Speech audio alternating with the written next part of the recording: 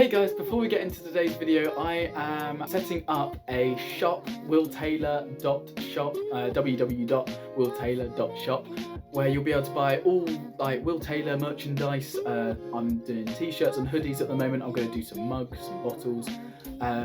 So yeah, let me know. Well, I'll let you know when that's up and running, but you will see the link down below. So yeah, keep an eye out for that, and hopefully pick up some nice Will Taylor clothing.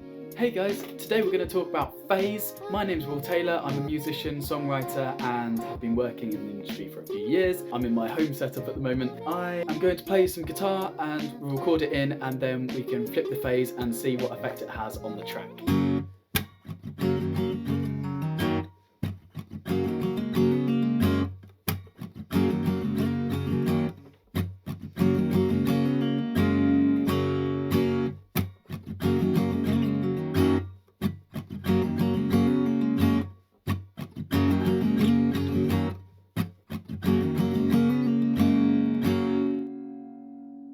Hey guys, Will Taylor here. How's it going? Small Boy Will's the channel. Today I'm going to have a little chat about phase and how we can tell the difference between different qualities of track and how we can keep things in phase when we're doing our recordings. So I've made a little recording here in Logic. This is a little thing I made on the guitar, so we'll just give that a listen very quickly.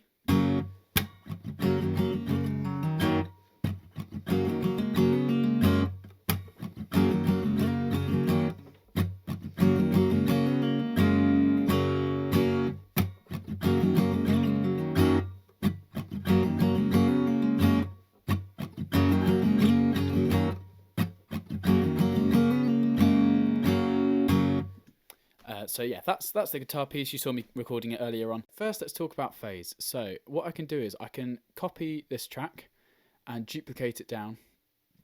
So these are completely identical recordings. You can see in the waveform on the track, you can see what this looks like versus what the next one looks like. You can see that they're exactly the same thing.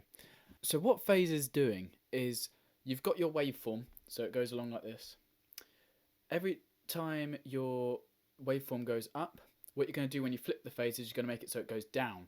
Now essentially what that means is it cancels itself out if you play the original one against the new one.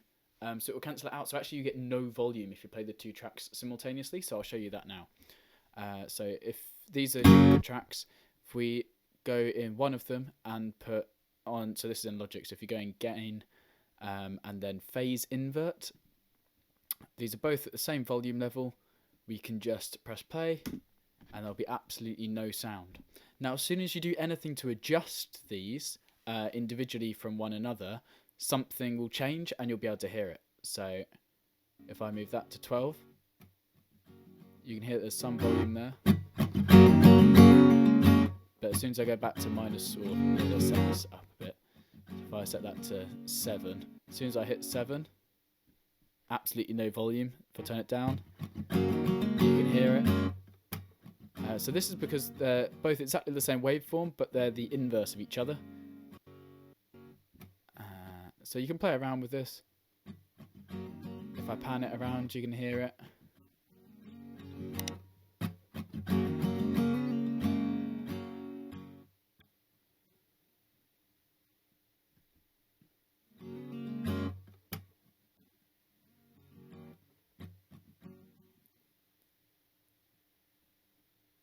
So that is essentially one thing you can do with phase. Now the second part of this video is how you can use this to identify differences in quality between two different file types. So if I take this recording here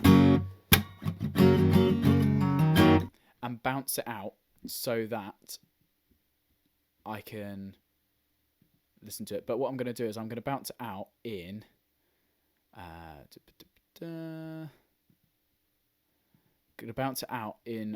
wave format. So this is what you have if you're doing a recording in Logic, or it might be AIFF. They're both the same quality.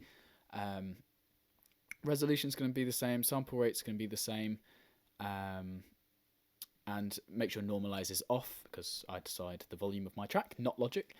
So bounce this out, and I'll just put it on my desktop. Little spoilers there of potentially what could be coming out very soon. So let's make this the WAV one. Call it the WAV one. Save it onto my desktop so I know where it is, and just bounce it out. There we go, so that's been saved. Now what I'm going to do, exactly the same thing. I'm going to bounce it out, but I'm going to make this an MP3, and I'm going to make this 128, which this actually used to be the maximum quality that you could record or you could have on an iPod when the iPods first came out. So it's interesting to see the difference of what we can have now versus what was happening back in the day. But let's bounce this out. Normalize is still off, so volume level should be the same. Everything is the same. The only difference is this is going to be an MP3, and the other one is obviously in WAV format. So WAV is better quality. MP3 is smaller file size, which is obviously more useful for sharing it and bouncing tracks around, but not as good in terms of quality. So let's have a look at these. So let's pull in the MP3 and let's pull in the WAV. See, again, this is the guitar recording that we have. Drag that there and play them. So it's exactly the same. Well, it's not exactly the same because these are in two different qualities. Now you might be like, okay, if I listen to this,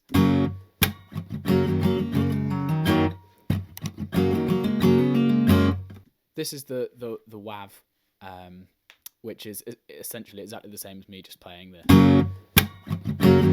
The volumes are slightly different because it's been exported, but it is the same. And then I play the MP3.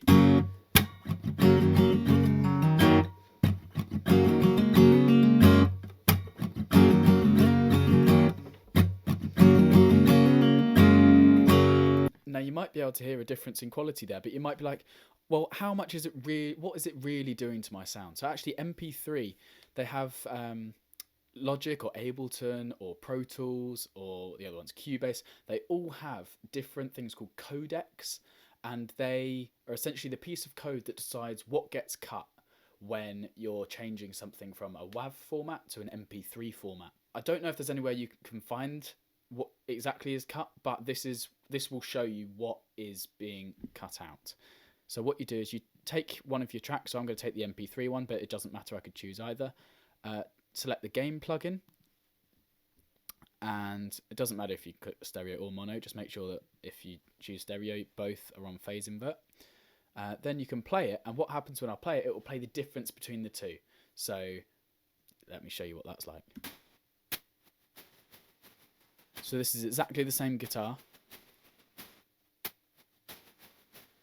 but everything that we're hearing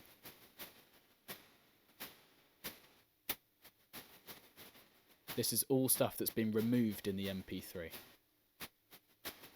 So it's a lot of high end.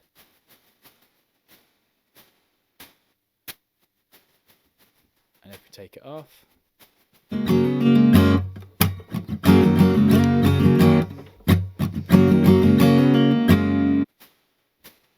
it's crazy.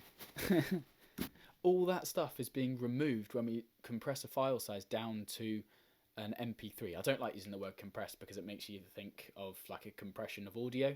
It's not, it's a compression of file. But all that stuff has literally just been taken out of the song. That's not there anymore, which I think is really entertaining and quite cool.